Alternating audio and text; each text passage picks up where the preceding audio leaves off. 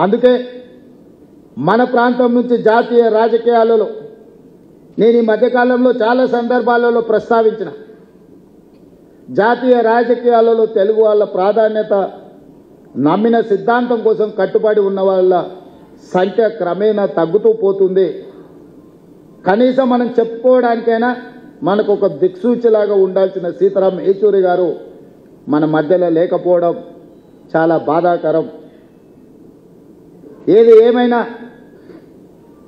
వారు కేరళలో కాంగ్రెస్ వర్సెస్ కమ్యూనిస్టులు ఎన్నికలలో కొట్లాడిన జాతీయ స్థాయిలో కలిసి పనిచేసి బీజేపీ శక్తులను నిర్వహించడానికి కాంగ్రెస్ కమ్యూనిస్టులు కలిసి పనిచేయడానికి సీతారాం ఏచూరి గారు తన సమయస్ఫూర్తితో సమన్వయంతో దేశ రాజకీయాలలో కాంగ్రెస్ను కమ్యూనిస్టులను కలిసి పనిచేసే విధంగా ప్రజల యొక్క కోణంలో నిర్ణయాలు తీసుకోవడంలో వారు చాలా కీలకమైన భూమిక పోషించారు.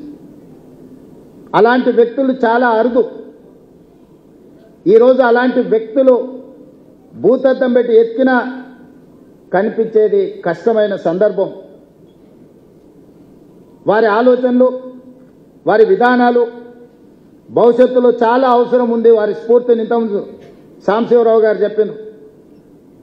వారు మరణించినప్పుడు దేశంలోనే ఉండే అన్ని మీడియా సంస్థలు ఈ దేశంలో ఒక ప్రధానమంత్రి ఒక గొప్ప స్వాతంత్ర సమరయోధుడు చనిపోతే ఏ విధమైన విశ్లేషణలు ఏ విధమైన చర్చా కార్యక్రమాలను తీసుకుంటారో సీతారాం ఏచూరి గారు చనిపోయినప్పుడు కూడా అలాంటి విశ్లేషణ అలాంటి కార్యక్రమాలను తీసుకున్నారు అని అంటే వారి యొక్క కమిట్మెంట్ విద్యార్థి దశ నుంచి స్టూడెంట్ ఫెడరేషన్ ఆఫ్ ఇండియా కార్యకర్త నుంచి జేఎన్యూలో ఆ తర్వాత రాజ్యసభ సభ్యుడిగా కావచ్చు, సిపిఎం ప్రధాన కార్యదర్శిగా కావచ్చు, లేకపోతే యునైటెడ్ ఫ్రంట్ కావచ్చు, యూపీఏ కావచ్చు, యూపీఏ 1 యూపీఏ 2లో కావచ్చు వారు చాలా క్రియాశీలక పాత్ర పోషించి